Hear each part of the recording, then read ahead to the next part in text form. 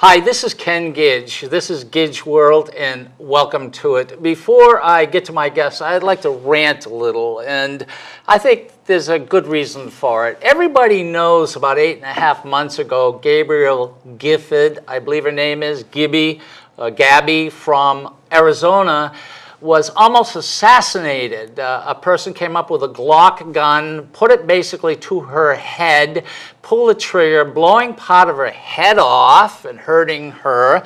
I don't think, as a congresswoman, I'm not sure she's ever really going to come back. I think she may finish out the 2 years and then it will be over. She is sort of almost mortally wounded.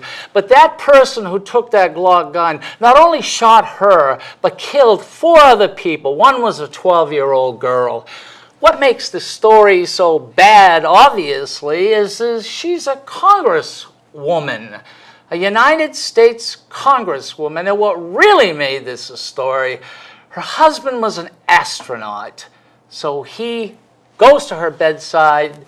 After about 2 months, they agree that he's going to do his last fly in the space shuttle.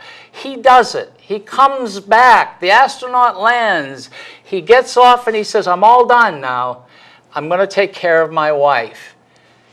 This individual obviously was a nut who shot her and those 5 people.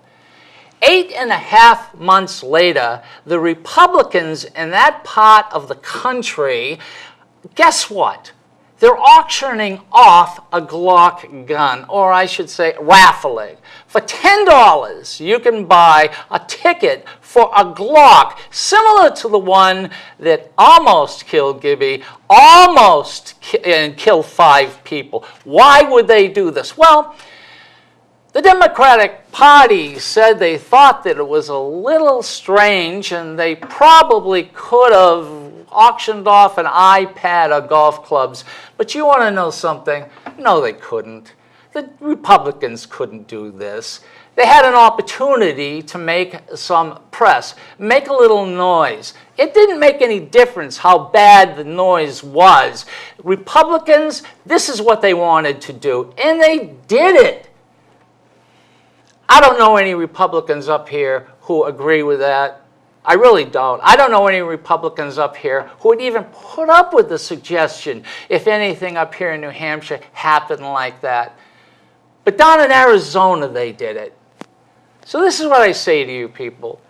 You can go to the state website and you can find out who your legislator is, and you can call them and you can ask them how they feel about this. Why?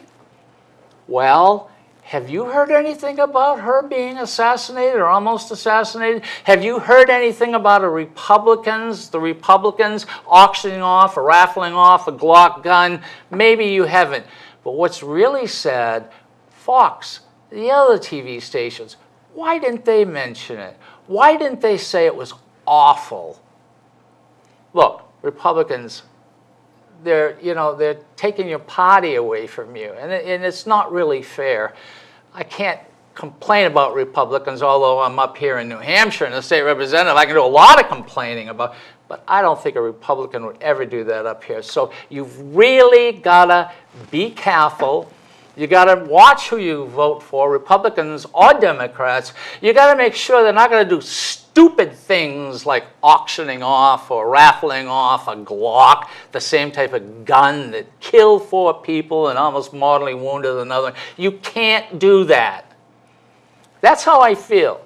Now, here at this station, we're going to start something new, and it's going to be called Nashua Speaks. 5 minutes you may have after the end of my show. You come in here, will make you feel comfortable, will make you feel welcome.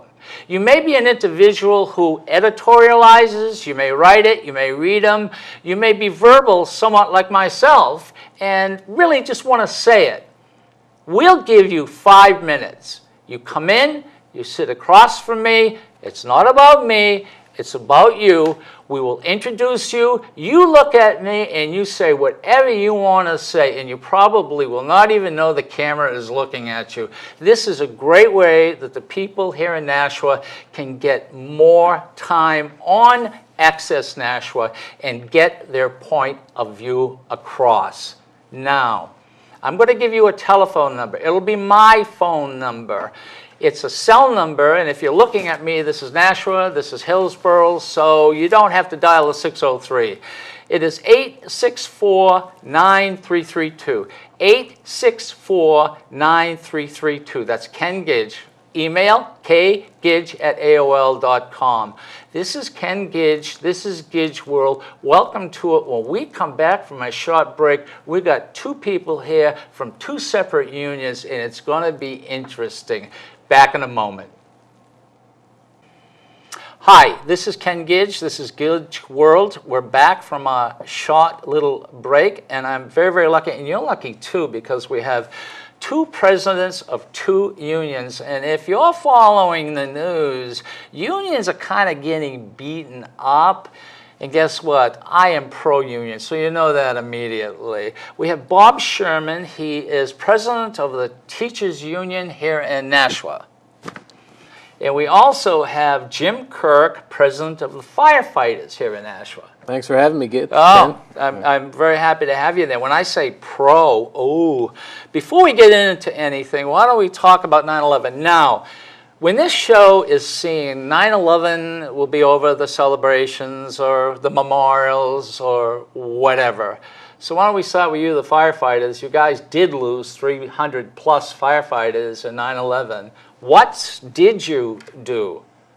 Well, we lost in New York City. They lost 343 members of FDNY, the fire department there in New York.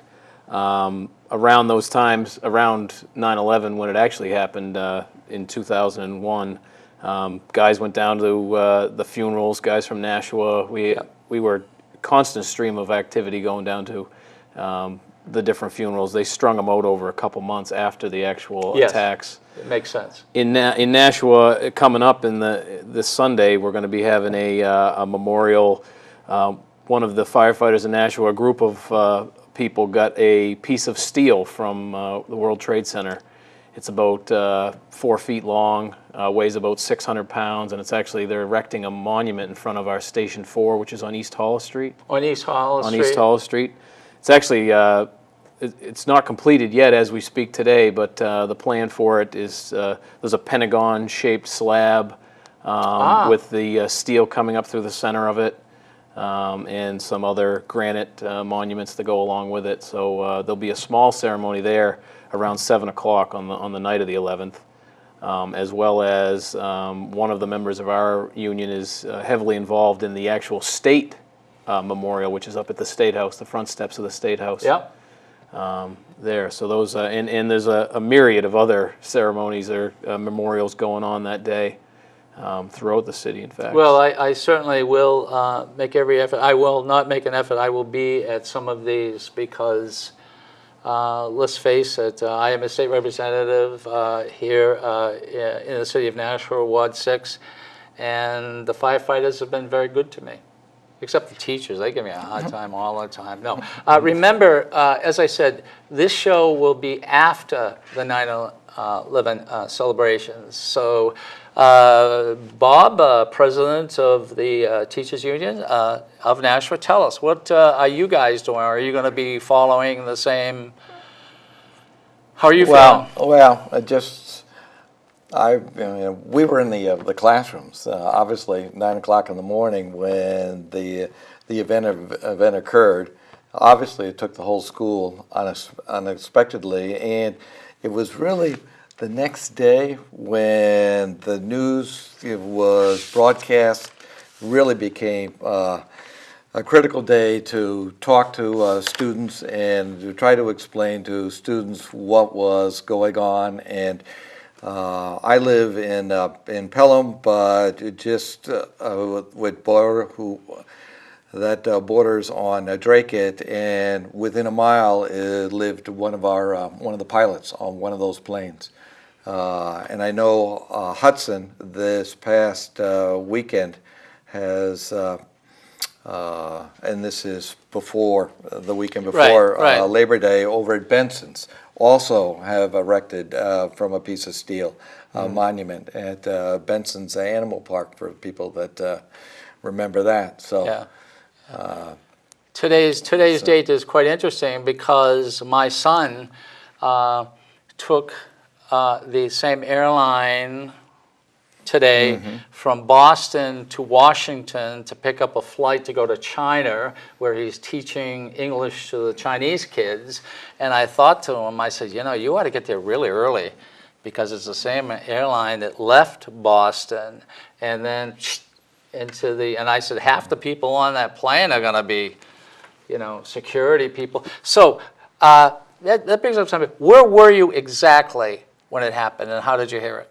Is that I happen to have, as I can recall, the period off and got word from the library that a plane had gone into one of the towers and went down to see the broadcast. And so I saw the plane go into the second tower and knew that the news would spread rapidly all over the school, and how upset people were going to be, because obviously is that you have students that have parents that might have been flying that day. Yeah. So Did they go over the microphones and say anything to the kids, or? That I can't remember. Okay. All right. So. Yeah. And yourself, where were you? I was actually on duty. I was working that day. I was stationed out of the Amherst Street Fire Station, and we were actually just returning from a call, and we were going to get fuel at the airport firehouse. And my lieutenant at the time, he must have got it on his phone, a text message. Or actually, we didn't really have text messages back then. Maybe it was I don't remember what it was, maybe an email or something on his phone, that something had happened. Somebody had hit one of the World Trade Center towers. Of course, back then, and even, well, now we've kind of taken on, when we hear that a plane has hit something, now we assume the worst, post 9/11. But then, we just thought initially, at least my own thoughts were, that it was, a small plane, an air accident, something like that. And of course, I think just prior to that, there had been one in Boston where there had been an air accident. Obviously not the same outcome, but that was my first thoughts. And we had gotten to Station 5, and the TV was on in the kitchen, and we were actually standing there and saw the second plane hit. So. It is amazing, though, that you don't have a problem remembering exactly where you were and the circumstances and the people that you were with, and that whole day, for that matter, if not the weeks. I would think you saw the second plane hit. I would think, as a fireman, hearing that the first tower was hit, firemen would be in there. Oh, they're in there. Yep. Okay. Exactly. So when the second one hit, you must have gone, oh my God, they're probably trying to evacuate that building anyway. Yeah. Oh, exactly. When they fell, it's a sad moment, but you as a fireman, I want to hear it. How did everyone take that? Not just you, but the firemen there, when they knew, no one knew how many. How did everybody take it there? Well, I think to go back a step further, it's, I mentioned earlier how post 9/11, when we hear a plane has hit something, we assume the worst, and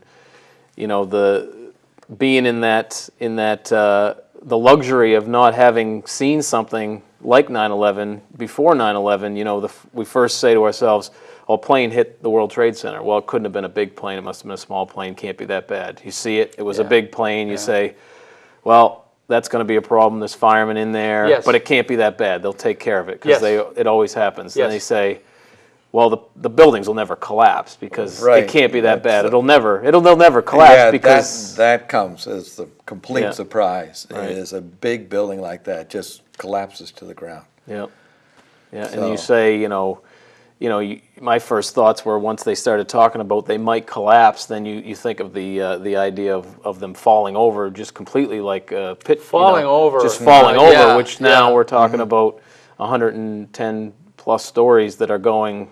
Laterally. So, my first thought once they did fall is then there's casualties. Not only are there civilian casualties, but there's firefighter casualties, and then you start in my mind, you say, when does it get back to normal? When does life as we know it get back to normal? And when that happens, Ken, let me know. Yeah. It's going to be a constant reminder, on different levels for different people. But initially the reports of how many firefighters were in the building, and they were combining the reports with civilian and actual police and fire and Port Authority casualties at the time, and the numbers went all over the place. And of course, you say, well, they got to be high. They're going high with those numbers, and of course it settled on 343 firefighters specifically, and of course.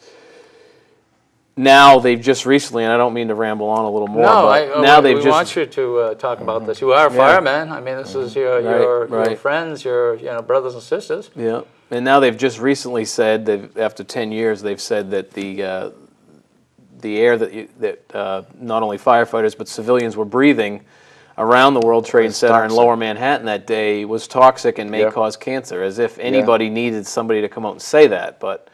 The people that were working that day are dealing with that on a regular basis, and I was going to mention that first of all, if you've ever gone there, if you've ever been there, it was two buildings that were an acre basic square, right.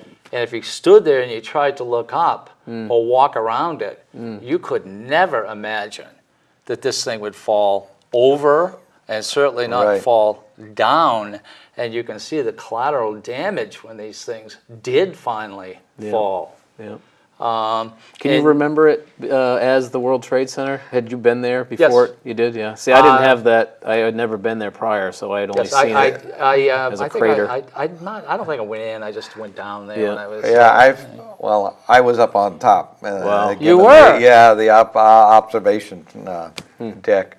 And you're really up there, and the people that might have been up there, and the plane hit below, the horrors of what they must have been thinking is the last 5 minutes or so of knowing what was below them and how high they were up, and what do we do?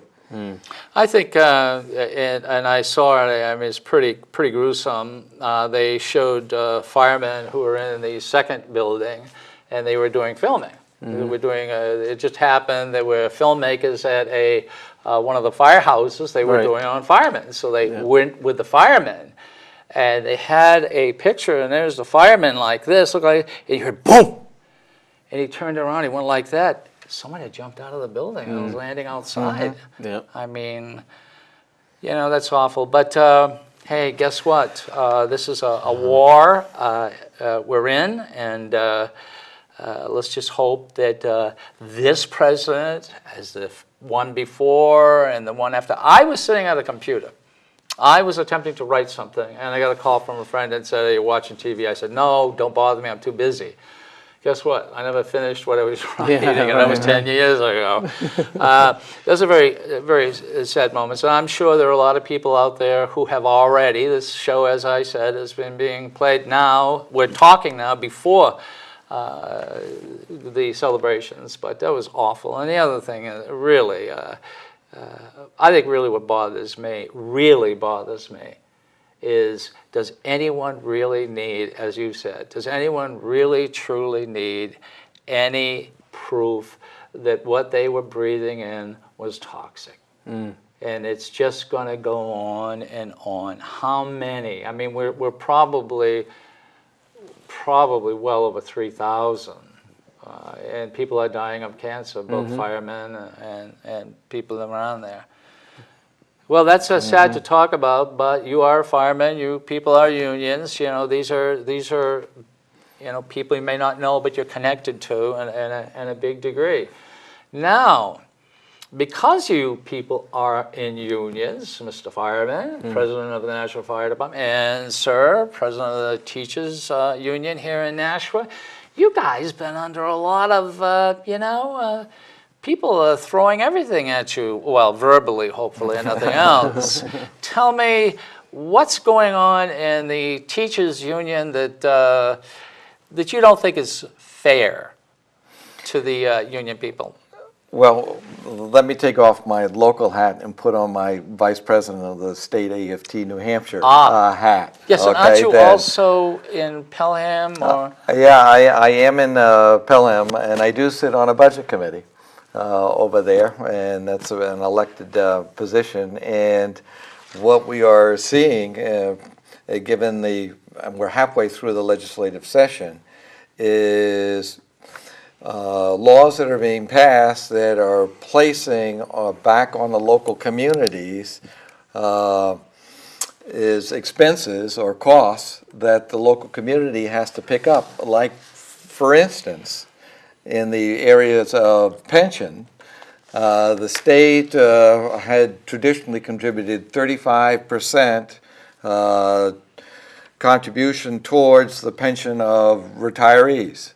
Is that it was anticipated on the local governments is that the state was indeed needed to make cutbacks, and therefore they would cut back to about 25%.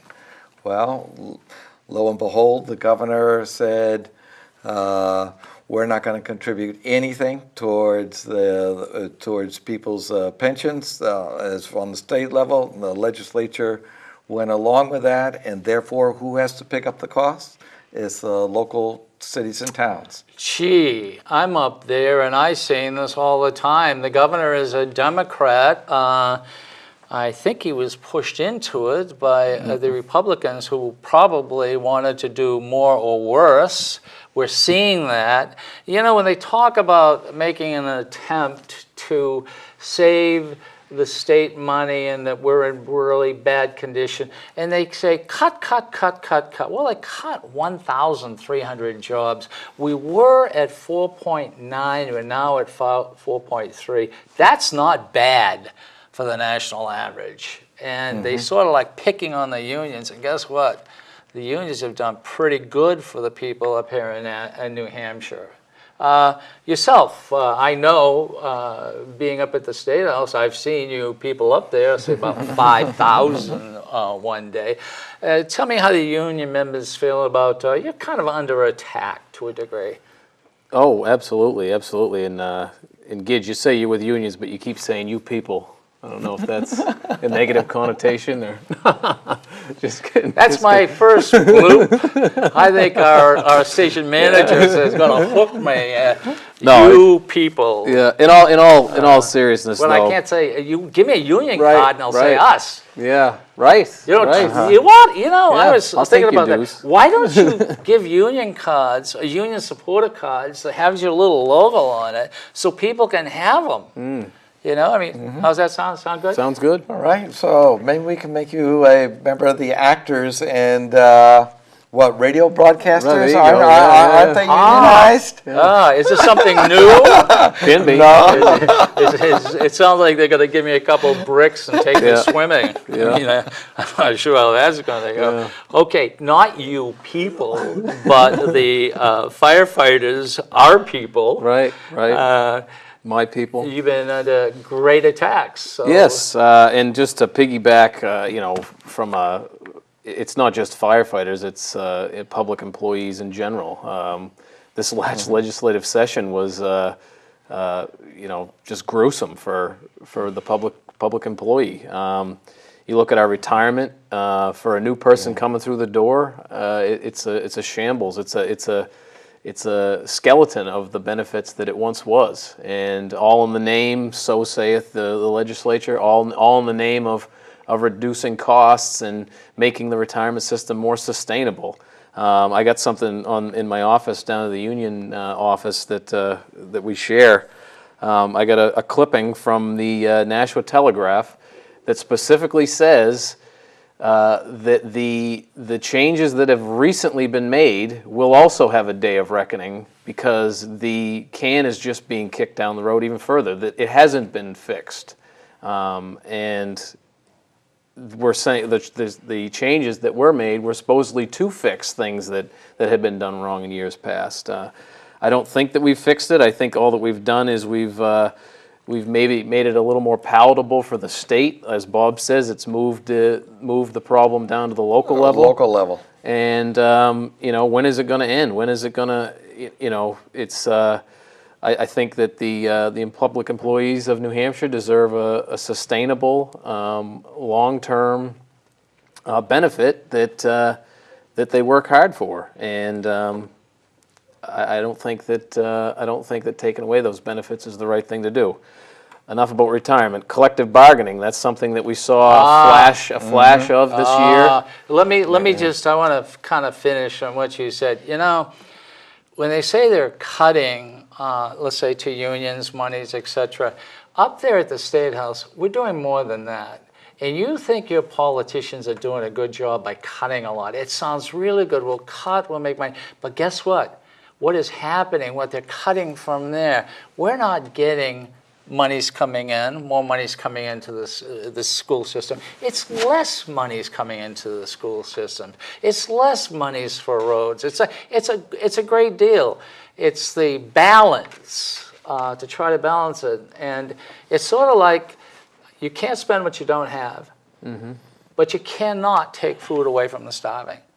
So somewhere along the line, there's an imbalance. Maybe there has to be a holdover of a couple of years of a little extra money that the state must give out for people, because wait until the people in the city of Nashua start getting the bills. Don't blame it on the Democrats. Well, I'm sorry. Go ahead. Collective bargaining. Well, wait a minute. Before you go to collective bargaining, is just as far as local community goes. Didn't the legislature also cut some revenues? Like didn't they give the cigarette, reduce the cigarette tax? So I mean, there's one position as far as not increasing people's taxes, but during a recession, I'm going to be very interested to see if that cut in the cigarette tax indeed resulted in increased sales that were claimed. I've got a story on that. If you're cutting money out for people, let's say health needs, seniors, a lot of these people have cancer. And when you hear people stand up and say, everybody's got to give something, everybody's got to give something, and then you take money or something that the needy really need away, these are the people who really can't complain or don't complain or won't complain. The elderly are proud. They fought the wars, they built the roads, they got the system up, and now they're kind of, what can I say, proud. But let's talk about, just for a moment, about the 10-cent cigarette tax. This is really fascinating. Can you imagine taking 10 cents off the tax on cigarettes, thinking that more people are going to come to New Hampshire to buy cigarettes? Buy cigarettes. But in the process of taking that money out, guess what happens?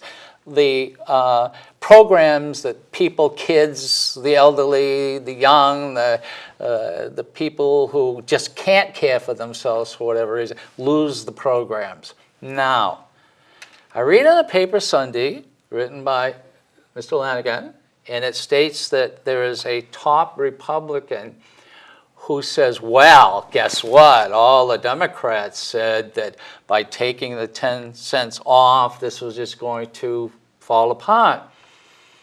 But they ought to wipe the eggs off their face, because here we have an increase of $41 million, 41.1. But in the next sentence, the writer says, but last year it was 44 million. And I'm trying to think, is this Republican said that he won by losing?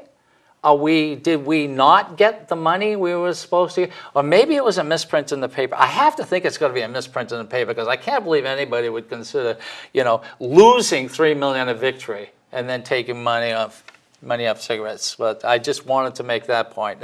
And that's a good point, because that money doesn't come back to us. That doesn't come back to the schools. Right. So then we can move on to collective bargaining. All right. Now this collective bargaining thing, boy, it just caused a lot of trouble. Oh, and it's just starting. Tell it's just you. starting. it's up at the State House. Last year, 2 years ago, we were the majority, the Democrats. All of a sudden, we're the minority. But, and I talked to the Secretary of State, and this hasn't taken place in over 100 years ago. Now, there was 297 Republicans and 103 Democrats. So as one of 103, you're kind of lowly. But when we were the majority, we never treated the Republicans as we're being treated. It's so bad, and I talked about this with the last show. If you look at the very first LSR's coming, the bill is coming down, there is a bill regarding bullying. And you would think that that's kids out on the playground or lunch being stolen. It's put out by a Republican against Republican representatives in the State House and in the office building. How bizarre that is. What a waste of time and a waste of money. So collective bargaining, let's get to that. I just wanted to tell you a little collective sort of bargaining that's going on up there and how I feel about it. Your Freudian slips keep amazing me. You just said bullying, and then let's go on to collective bargaining. Actually, they're trying to treat me very Speaking of poorly. bullying, here's another union guy. Because they don't want, they want to get rid of me. Yeah. Anyways, but in all reality, the collective bargaining thing, it just started. We just hit the tip of the iceberg. I think that it was, we dodged that bullet, so to speak, this time around. But as you know, they created a study committee for collective bargaining. It'll be interesting to see what that committee comes back with. I don't know if Bob had received. Explain that a little clearer to the people out there. I mean, I believe we still have a vote coming up.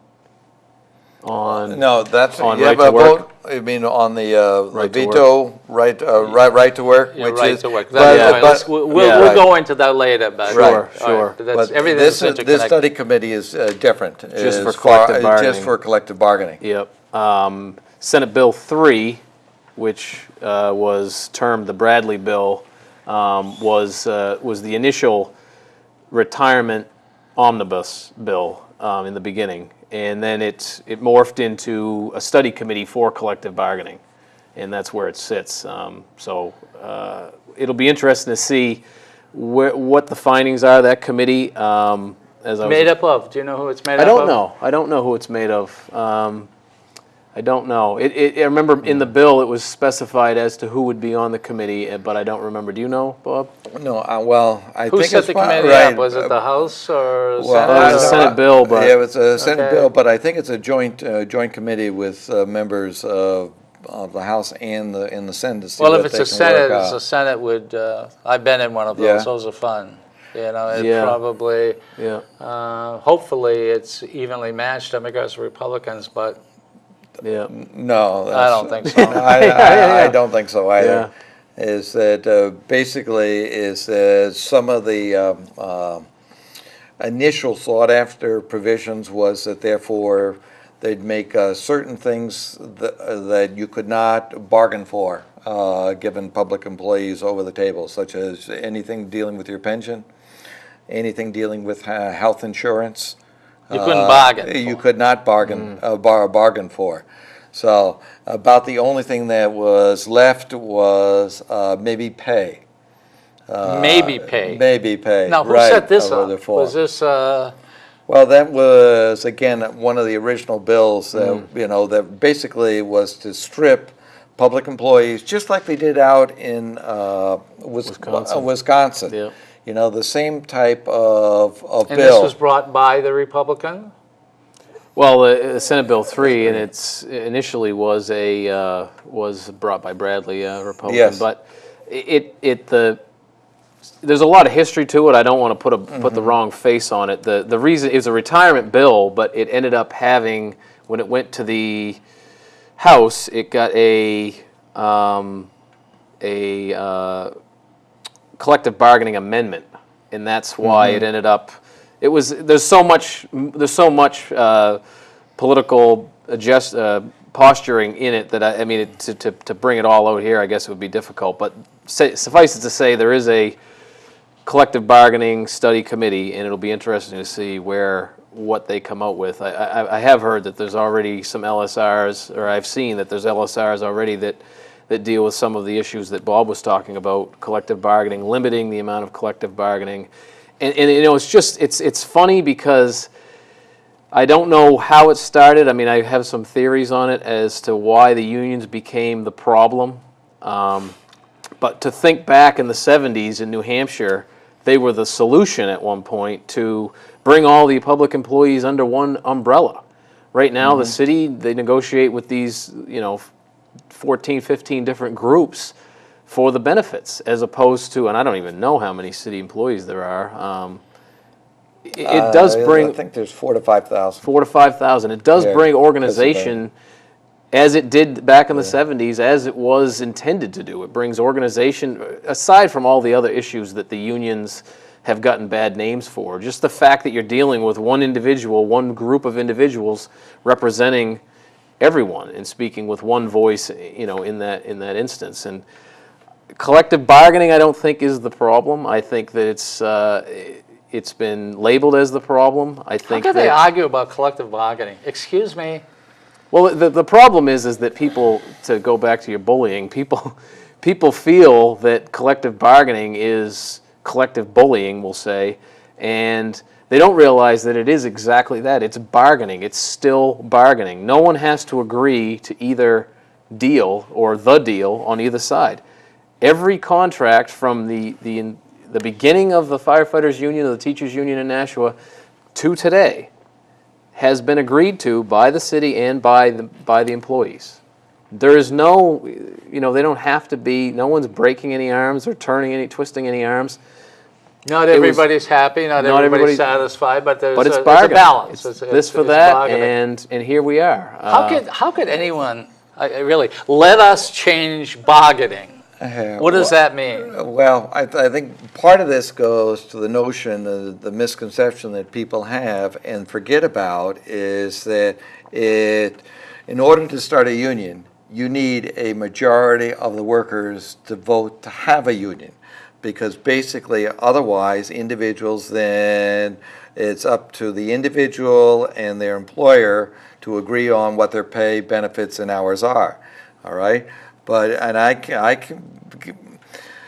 think it's no question is that therefore, if you've got a majority of your workforce that votes to form a union, is the majority of those people think the employer is doing something that's unfair and treating maybe some employees better than others for whatever the reason is there. And I want to emphasize is that just as it takes a majority of the workers to vote in order to have a union, is that again it takes a simple majority of those workers to de-unionize if they were so wanted to.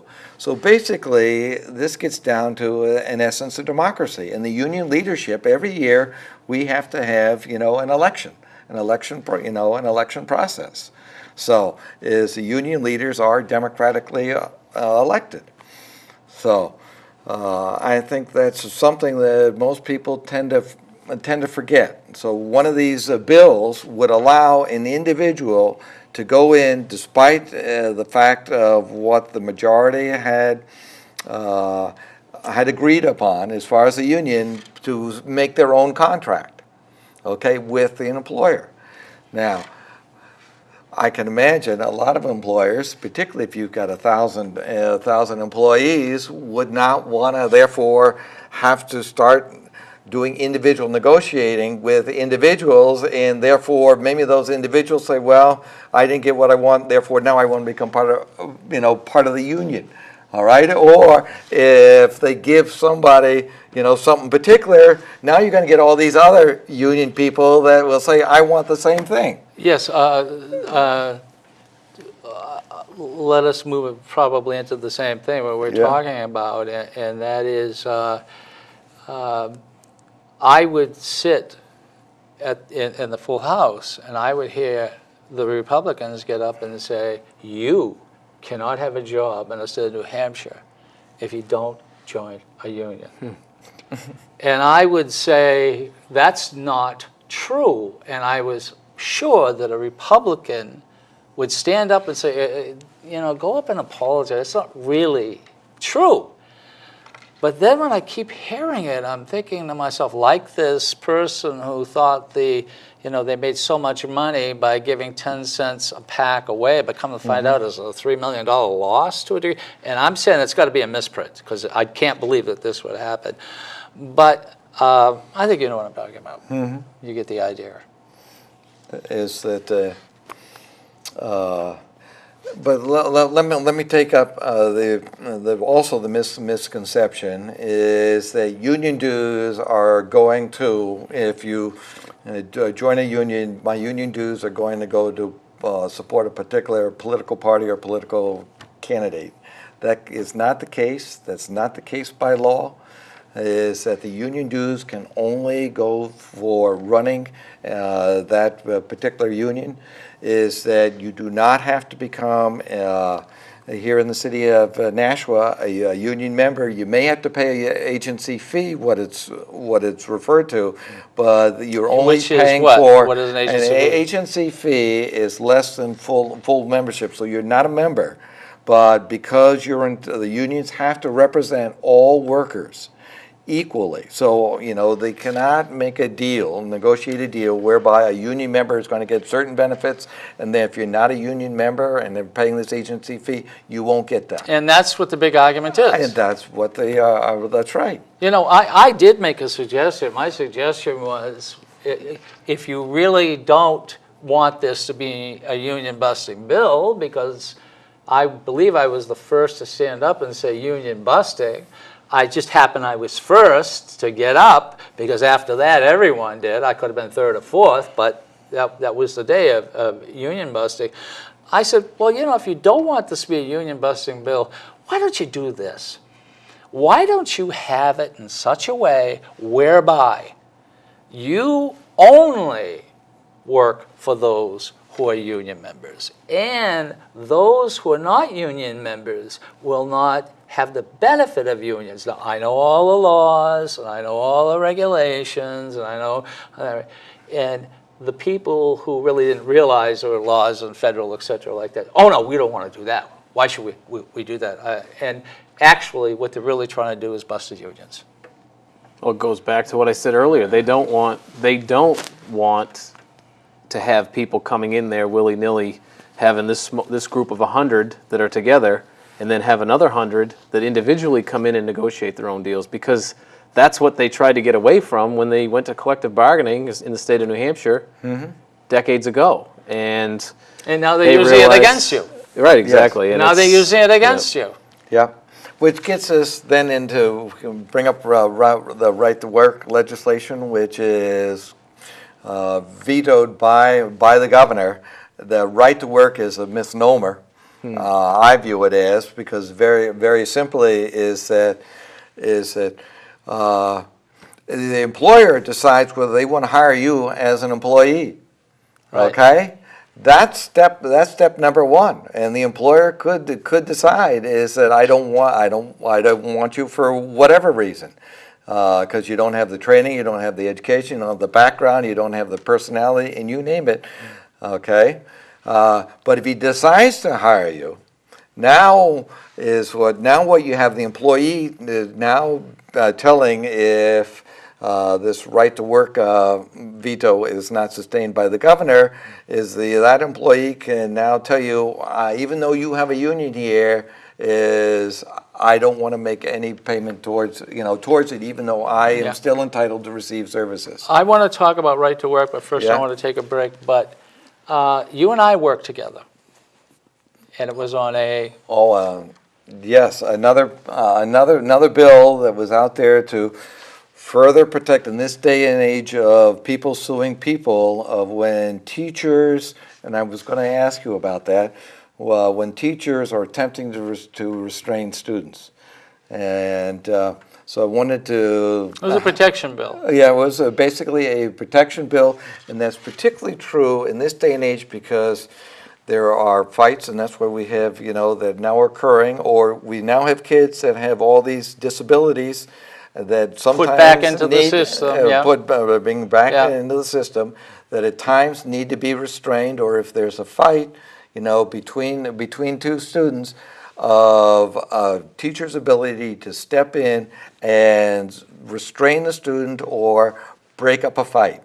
And this is where... Or defend themselves. All right, that's clearly another issue if you're having to defend yourself from an Well, that attack was in a sense, the teacher protection bill also. Well, that's also true. It's so bizarre because for some reason, the people who have children who have problems kind of said, well, that's not going to help my son or daughter. And we're saying, well, look, if your son and daughter is literally being pushed around, which is in a sense bullying, and do you want the teacher to stop it, or do you want the teacher to let it go? Everybody goes, no, I want to stop it. But I don't want him to touch my son or daughter. And I'm going, excuse me, you can't do that. If somebody's throwing something out of the window and a person happens to have an emotional problem, you want to stop that. So it got very complicated. So the bill was brought up by a gentleman named McGuire. Mm-hmm. I jumped over on it because we had a problem. That's how I basically met you. Right. That's how I got involved with it. Now, ladies and gentlemen, this is the truth. How it works is you put a bill in to a committee. The committee, and you go before the committee, and the committee votes on it. Okay? If the majority of the committee votes on it, then they vote to send it to the House floor, at which there is either debate or they just vote on it. So it was a teacher protection bill. It passed the first committee 100%. It went to the House. It passed the House, not by a vote, by a voice vote. Then they took it and put it in to another committee, which is very unusual. Of the House. Of the House. Well, they put it in another committee. The House put it in another committee. Right, as opposed to sending it on to the Senate. Sent it on to the Senate. So what we did is we went back and started the process all over again. We got 100% of the people in the committee to vote for it. 100%, again, voice vote over to get it. Now, this is unheard of. Now, this is like two bills. This is only one bill. Now, I hate to say Republicans again, but I will. This was passed also by the Senate 3-4, so that means they would recommend to the full Senate to go and then go to the government. Right, that was the Senate committee. Senate All committee. Right, so the Senate committee held the hearings and passed it and sending it on to the governor. Well, these Republicans who were involved with it, and I actually got some of them involved with it, didn't like 3 words. I tried to stop them, but they wanted a committee of conference. That means that's where there's another meeting between senators and the people. The people basically want it changed a little. And these people didn't know what they were doing. The senators got up, they went out, they came back, and they said, we're not going to go for that. We're going to recommend to the Senate that it's not going to pass. At which time the newbies turned, and I'm in there, I'm yelling and screaming. I mean, it was awful. I said, you got it passed, then we'll amend it. That's how these things work. So that's what happened to the teachers' bill. And it was a lot of work. All right. No, it's in limbo. It's in limbo, so it still can be taken up again by the Senate, right? I'm not sure. I'm under the impression that it's gone. It'll have to come up on the next session. I could be absolutely wrong, but I'm involved with it, so I'd hear about it. Yeah. But all I know is that it was quite a mess. And if it can be brought up, because there was senators there who voted against it, said, look, if you bring another bill back to me, I'll help you work on it. I mean, everybody wanted it. And it was just sad that these new people came in, and I called them. They wouldn't return my call to say, don't do that, don't do that. Let's get the teachers thing. So that's basically how I met you. Right. Okay. And I met you, I don't know. Well, anyway, you guys, bullies, we're going to take a break.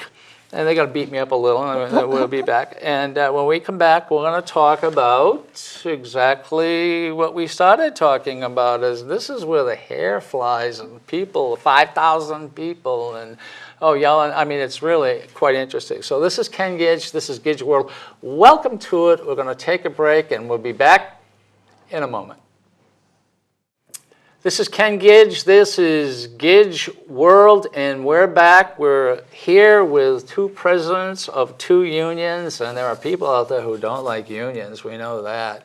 And there are people out there who love unions. We have Bob Sherman, president of the Teachers Union again, and we have, let's see, the guy who keeps beating me up, and we have Kirk, Mr. Kirk from the Firefighters Union here in Nashua, and what we're going to talk about is Right to work. Right to work. And this has been an issue that has absolutely, completely up at the State House, has got everybody whirling. And why don't you start off? You tell me how you thought it came about and what you guys are doing to try to stop it, and we'll fill in exactly what it is.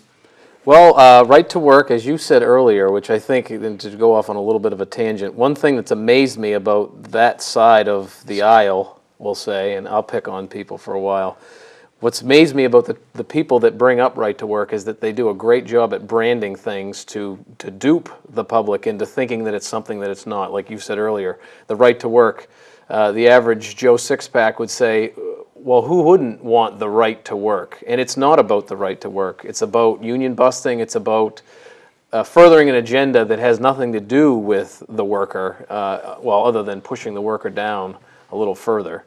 The reality of it is, and actually, I'm sorry, I got a little off. You said that you were saying, how did it come about? They've been trying to put right to work into New Hampshire. How many years, Bob? Oh, I go back to when William Globe was the publisher, the Manchester Union leader, and I find it ironic is that he wrote an editorial back in the 1980s against right to work.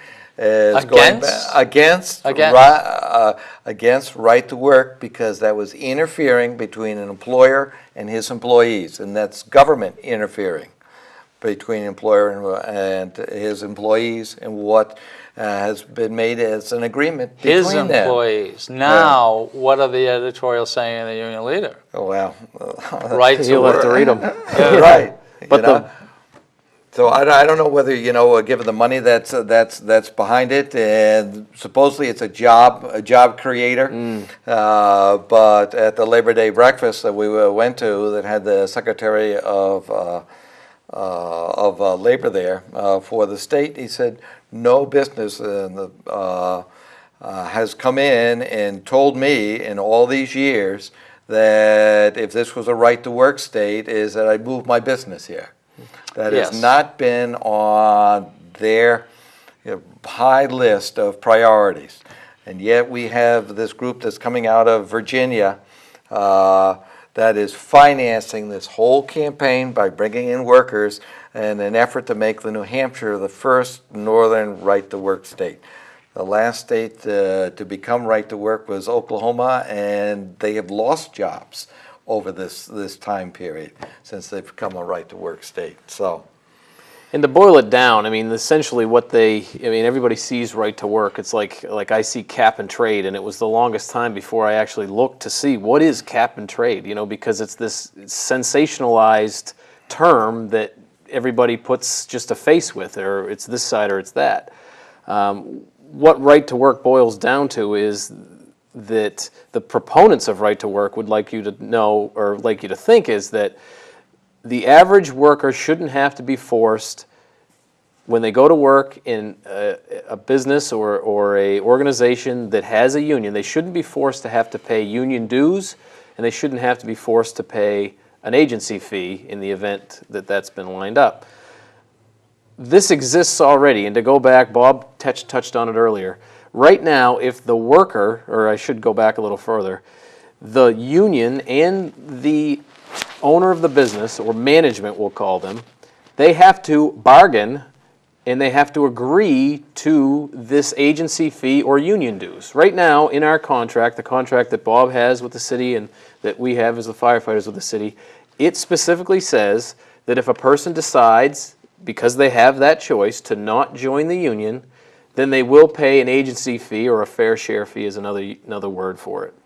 If the city, in contract negotiations, which we're actually under right now, if the city decided that we don't think that the worker should have to pay an agency fee or union dues if they choose, because again, they have the choice to not join the union, if they decide they don't want to have to pay that, then the city has the choice to say, we don't think they should have to pay it. But the bottom line is that the management, the city, has decided, along with the union, that they should have to. Because it comes back to what we said earlier. It's collective, it's organized. It's good. If a group of 10 decides not to do it and start Exactly. their own union, then in a sense they can disrupt Right. a great deal. And this was voted on at the State House, and the supermajority of Republicans voted for right to work. I believe it went through the Senate, and the governor in turn vetoed it. And so that's what we're all waiting for. This is the big veto. Can we are enough people up there who understand this, both Republicans and Democrats? Are they going to vote to keep right to work and basically make it, or are they going to stay with the governor's veto? So that's one of the things that we're working on. And this then gets into, I think, some of the rules up there is that even though the governor vetoed this piece of legislation back in May or June, yes. is that the House has until, I think, December Yes. 30th to determine, and it could be on a moment's notice of if they're going to vote on it. Yeah. All right. It completely left up to the speaker. So unlike under federal law, where the president's got a certain time limit in which, in order to given his veto, and the House and the Senate have a certain time in which to decide override. Yeah, I want to add veto. something. We've got a couple of minutes. I just want to add a little to this. This is what the House Speaker said. Two people. If you do not believe in right to work, then when it comes up for a vote, get up, walk outside, and when they call for a roll call, don't come in. Now, you can go to your state website here in New Hampshire, and you can find out who your legislator is. Call them up and ask them what they're going to do. Are they going to vote on it, or are they going to walk out? And hold them accountable on top of that. Hold them accountable. And you, as union people, also, have taken quite a beating. And people are going to, giants have awakened. What I have seen that the unions have given so much, there are new people up there who think this is a weakness. It's not, it's a strength. The giants are awake. So I guess that's probably going to be our show.